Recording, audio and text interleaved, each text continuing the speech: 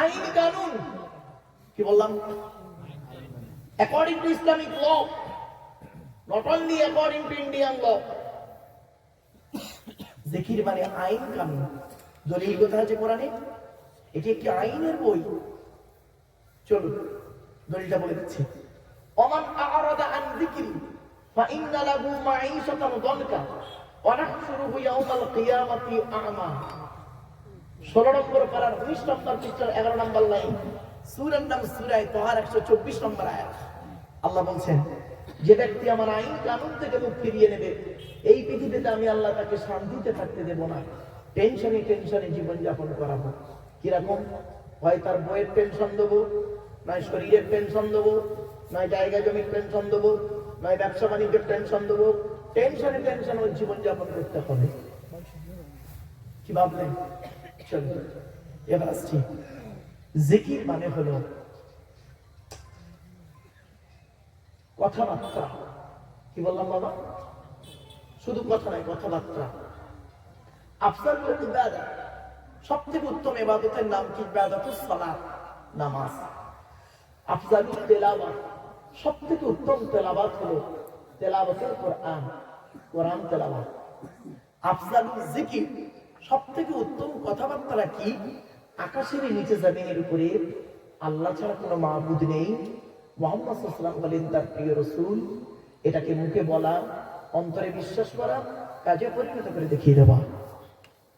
আমার বাপেরা, জিকিরের আরো অনেক অর্থ আছে।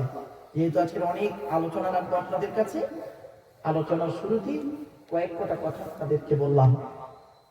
মুহাম্মাদুন বাশারুন, কি বললাম? মুহাম্মাদুন বাশারুন। বাশার শব্দের অর্থটা কি? বাশার শব্দের অর্থ হলো মানুষ। মুহাম্মাদুন বাশারুন এর অর্থ কি দাঁড়ালো? মুহাম্মদ সাল্লাল্লাহু আলাইহি ওয়াসাল্লাম একজন মানুষ। নবী একজন মানুষ ছিলেন, অন্য কিছু ছিলেন না, একজন মানুষ ছিলেন। তবে হ্যাঁ, লাইসা কাল বাশারি, আমার আপনার মতো কোয়ালিটি কোয়ান্টিটির মানুষ তিনি ছিলেন না। আমাদের চাল চলন, কথাবার্তা, ওঠা বসা, ভদ্রতা, নম্রতা, চরিত্র, দানশীলতা, বদান্যতা, সহনশীলতা, দৈহিক গঠন, ইবাদত বন্দেগী, আর নবীর চাল চলন, কথাবার্তা, ওঠা বসা, দৈহিক গঠন, বিটুইন ফার ডিফারেন্স, অনেক পার্থক্য। জাস্ট দুটো এক্সাম্পল দিচ্ছি, উদাহরণ দিচ্ছি বাবা। ইসলামে অনেক জিনিস আছে নবীর জন্য হালাল, আমাদের জন্য হারাম। নবীর জন্য কি বললাম? হালাল, আমাদের জন্য হারাম। কি আশ্চর্য জিনিস! উদাহরণটা দিন, শুনুন। দেখো, উম্মতের স্ত্রীকে বিবাহ করা নবীর জন্য হালাল, কিন্তু নবীর স্ত্রীকে বিবাহ করা উম্মতের জন্য হারাম। তাহলে বোঝা গেল কি? নবীর জন্য হালাল, আমাদের জন্য হারাম।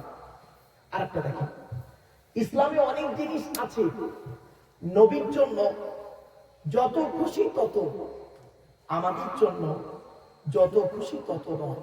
অর্থাৎ নবীর জন্য আনলিমিট, আমাদের জন্য লিমিট।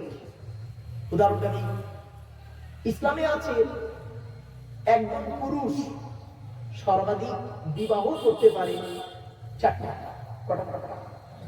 4টা। রেফারেন্স যদি বলি কোরআন, কোরআনে কোথায় লেখা আছে? 4 নম্বর পারা 16 নম্বর পৃষ্ঠা, 11 নম্বর লাইন, সূরার নাম সূরা নিসা 3 নম্বর আয়াত। আল্লাহ বললেন, মাসনা ও সুলাসা ও রুবা, এই তিনদের মধ্য থেকে পছন্দ মতো তোমরা 2, 3, 4টে বিয়ে করতে পারো। তবে হ্যাঁ, ফাইন কিফতুম আল্লাহ তাআদিলু ফাওয়াহদাতা, যদি তোমাদের ভয় হয় স্ত্রীদের মাঝে ন্যায় বিচার করতে পারবো না, তাহলে একটা বিবাহ করো। ইসলামে আপনাকে বলেনি 3টে বিয়ে করতে, কোরআনে একটা বিবাহের কথা বলেছে।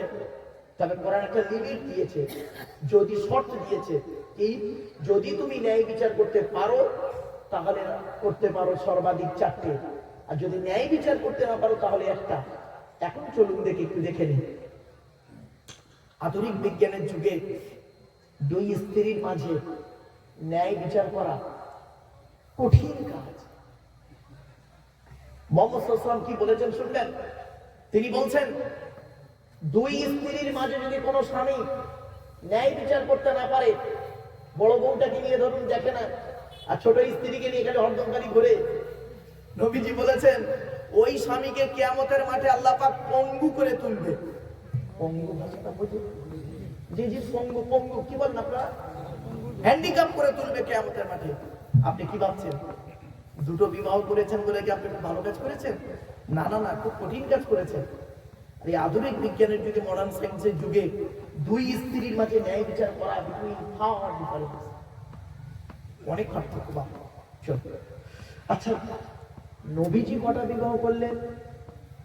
4-এর অধিক, ঠিক না বেটি? চলুন কোরআন থেকে দলিলটা দিই। তার দলিল কোরআনে কোথায় আছে? 22 নম্বর পারা 3 নম্বর পৃষ্ঠার 11 নম্বর লাইন, সূরার নাম সূরা আহজাব, আল কোরআন। ইউ ওয়াহাবাত নাফসাহা লিন-নবিয়্যি ইন আরাদা আন-নবিয়্যু আন ইস্তানকিহাহা খালিসাতান লাকা মিন দুনিল মুমিনিন। আল্লাহ পাক বলেন, নবী, তোমার কাছে যদি কোনো মহিলা এসে নিজেকে হেবা করে, উৎসর্গ করে, তুমি তাকে দাসীর মর্যাদায় না রেখে স্ত্রীর মর্যাদায় রাখবে। তবে নবী খালিসাতান লাকা, নবী এটা তোমার জন্য খাস, মিন দুনিল মুমিনিন, মুমিনদের জন্য খাস নয়, মুমিনদের ওই 4টের বেশি নয়। তাহলে বোঝা গেল কি? নবীর জন্য আল্লেমি, আমাদের জন্য লেমি। এরকম অনেক ডিফারেন্স আছে বাবা। সংক্ষেপে জাস্ট আলোচনা শুরুতেই কয়েকটা কথা বলে নিচ্ছি। আচ্ছা, একটা কথা আপনাদের বলি, এই টেনে টেনে বলছি না বলে অসুবিধা হচ্ছে আপনাদের? হ্যাঁ, টেনে টেনে বলছি না বলে একটু মালটা গরম হয়ে যায়, টেনে টেনে দিচ্ছি। আসলে কি জানেন, টান না দিলে বললো বক্তা বেকার, খুব পরেশান। আসলে ব্যাপারটা কি জানেন, হাই স্কুল কলেজগুলোতে লেকচার দিয়ে থাকি তো বাবা, আগেই বলে দিই বাবা, আমি তেমন বড় আলেম নই, তেমন বড় শিক্ষিত মানুষ নই, মানুষ বোঝে না তাই ভুলভাল বলে। আমি মনে করি আমার জ্ঞানটা হলো সীমিত কিছু বই পুস্তক অক্ষর সিলেবাসের জ্ঞান, আর আপনাদের জ্ঞানগুলো হলো বিভিন্ন রকম কোয়ালিটি কোয়ান্টিটি বক্তার বক্তব্য শোনা জ্ঞান। তো আমি মনে করি আপনাদের জ্ঞানগুলো হলো প্রশান্ত মহাসাগরের মতো জ্ঞান, আর প্রশান্ত মহাসাগরের উপরে ছোট্ট একটা কলসির মতো আমার জ্ঞান। আমি আপনাদের জ্ঞান দিতে এসেছি, এটা যেন কোনোদিন ভাববেন না আমি আপনাদের জ্ঞান দেবার ক্ষমতা রাখি নাই। পেশাগত দিক থেকে বর্তমানে আমি একজন উচ্চ মাধ্যমিক হাই মাদ্রাসার শিক্ষক, কলেজ এবং ইউনিভার্সিটির ছেলে মেয়েও পড়ে। কাজে কাজে আমাকে একজন ছাত্র বলতে পারে। আমি এখন একজন ছাত্র, 5টা ধর্মগ্রন্থের ছাত্র। পৃথিবীর সবথেকে বড় ধর্মগ্রন্থ, আকারে বড়, কেতাবটির নাম হলো তাওরাত। ইহুদিদের উপরে, ইহুদিদের সঠিক পথ দেখানোর জন্য এই কেতাবটি অবতীর্ণ আল্লাহ করেছিলেন মুসা নবীর উপরে 1000 পারা। কত কত কত? 1000 পারা বা খণ্ড। কেতাবটা এলো কবে? রমজান মাসের 6 তারিখে। সেই তাওরাতের আমি একজন ছাত্র। তারপরে আল্লাহ কেতাব পাঠালেন মানুষের হেদায়েতের জন্য। নবীটির নাম হলো দাউদ নবী, সুলাইমান নবীর বাপ। কেতাবটির নাম হলো জবুর কেতাব। কেতাবটি হলো 150 পারা বা খণ্ড। কত? 150 পারা বা খণ্ড। কেতাবটি কবে এসেছে? রমজান মাসের 8 তারিখে। তারপরে যে কেতাব আল্লাহ পাঠালেন মানুষের হেদায়েতের জন্য, সঠিক পথে চালনা করার জন্য, কেতাবটির নাম হলো ইনজিল। কেতাবটি এলো ঈসা বলে একজন নবীর উপরে। ওই ইনজিল কেতাবের বিকৃতি ঘটিয়ে দুটো ভাগ করা হলো, ওল্ড টেস্টামেন্ট, নিউ টেস্টামেন্ট নাম দেওয়া হলো বাইবেল। ইনজিল কেতাব কত পারা? 27 পারা। কত কত কত? 27 পারা। রমজান মাসের 18 তারিখে নাজিল হয়েছে। 3টে হলো। 4 নম্বর যে কেতাবটার ছাত্র আমি, সেটি হলো আমার সনাতন ধর্মের ভাই যারা এসেছেন লেকচার শুনতে, হিন্দু ভাই যারা লেকচার শুনতে এসেছেন, শ্রীমতী ভগবত গীতারও আমি একজন ছাত্র। আর 5 নম্বর কিতাবটি আমার হাতেই রয়েছে, দেখতে পাচ্ছেন, দিওয়ালি কোরআন। 610 খ্রিস্টাব্দে 1 ফেব্রুয়ারি সোমবার কোরআন নাযিল হয়েছিল হযরত মুহাম্মদ সাল্লাল্লাহু আলাইহি ওয়াসাল্লামের উপরে 30 পারা বিশিষ্ট রমজান মাসের লাইলাতুল কদরের রাতে। এই 5টা ধর্মগ্রন্থ আমি ছাত্র। আমি একজন ছাত্র, আমি আপনাদের জ্ঞান দেওয়ার ক্ষমতা রাখি নাই বাবা। চলেন আগে আপনাদের কাছে স্যারেন্ডার হয়ে যাওয়াটাই ভালো বাবা। চলুন এগিয়ে যাচ্ছি।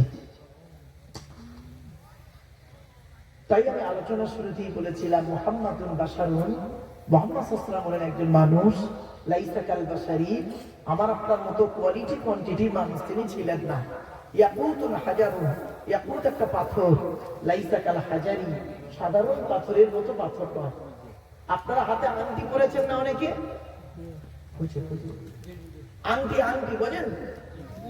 আপনারা হাতে আংটি পরেননি অনেকে? আচ্ছা, আংটিতে পাথর আছে না? আছে তো?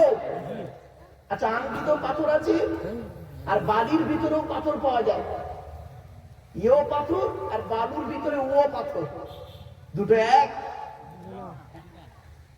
মাঠে চাষ করতে গিয়ে আপনারা ফসলকে ভালো করে উৎপন্ন করার জন্য আপনারা ইউরিয়া ব্যবহার করেন। আমাদের রাজ্যে করে ইউরিয়া, বোঝেন তো? ইউরিয়া দেখেছেন? দেখেছেন তো? আর হোমিওপ্যাথি ওষুধ দেখেছেন? আচ্ছা, দুধ থেকে দুটো এক লাগে না? দুটো খেয়ে দেখবে, একটা খেলে সারবে, অপরটা খেলে সরবে। পার্থক্য এই জায়গায়। তাই শেখ সাদী রহমাতুল্লাহ আলাইহি দুই লাইন আরবি কবিতা একটু পড়ে ফেলি। বালাগাল উলা বিকামালিহি কাশাফাত দুজা বিজামালিহি হাসানাত জামিউ খিসালিহি সাল্লু আলাইহি ওয়া আলিহি আল্লাহুম্মা সাল্লি আলা, জোরে জোরে,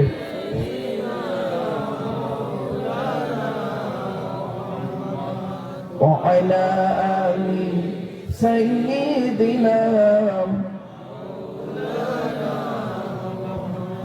اللهم آمين. ربنا ظلمنا أنفسنا وإن لم تغفر لنا وترحمنا لنكونن من الخاسرين. ربي زدني علما رب ارحمهما كما ربياني صغيرا. রব্বুল আলামিন সন্ধ্যা থেকে নিয়ে কোন পর্যন্ত বহু আলিম উলামা ওয়াজ ও নসিহত করেছেন। আমি অধম গুনাহগার, তেমন তো কিছুই জানি না মাবুদ। আমার নিজস্ব বলার কোনো ক্ষমতাই নেই। সুবহানাকা লা ইলমা লানা ইল্লা মা আল্লামতানা ইন্নাকা আনতাল আলিমুল হাকীম। রব্বুল আলামিন আলোচনার শুরুতে গুটিগত কথা বলে যা কিছু বলাবেন, শোনাবেন, পড়াবেন, আল্লাহ আমাদের সকলের আমল করার তৌফিক দান করুন।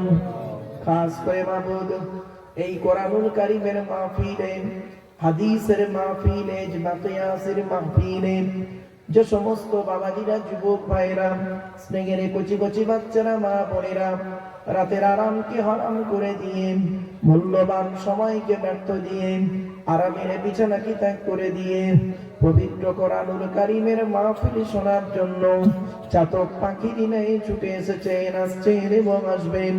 কিয়ামতের দিন, মুসিবতের সময় আরশের তলায় ছায়া দান করুন রব্বুল আলামিন। এ মাহফিলে যে সমস্ত বাবাজিরা, যুবক ভাইরা, স্নেহের কচি কচি বাচ্চারা, মা বোনেরা শ্রম দিয়ে, অর্থ দিয়ে, মুখের কথার দ্বারাই বিভিন্ন দিক থেকে সহযোগিতা করেছেন, করবেন, কিয়ামতের দিন, মুসিবতের সময় নাজাতের ওসিলা বানায়া দিবেন। রব্বি ইশরাহ লি সাদরি ওয়া ইয়াসসির লি আমরি ওয়াহলুল উকদাতাম মিন লিসানি ইয়াফকাহু কওলি। আল্লাহুম্মা ইন্না নাসআলুকা ইলমান নাফিয়া ওয়া আমালান মুতাকাব্বালা ওয়া রিজকান হাসানা ওয়া হালালান তাইয়্যিবা। সুবহানা রাব্বিকা রাব্বিল ইজ্জাতি আম্মা ইয়াসিফুন ওয়া সালামুন আলাল মুরসালিন ওয়ালহামদুলিল্লাহি রাব্বিল আলামিন। وجعل آخر كلامنا عند الموت لا إله إلا الله محمد رسول الله صلى الله عليه وسلم وآخر دعوانا أن الحمد لله رب العالمين برحمتك يا أرحم الراحمين.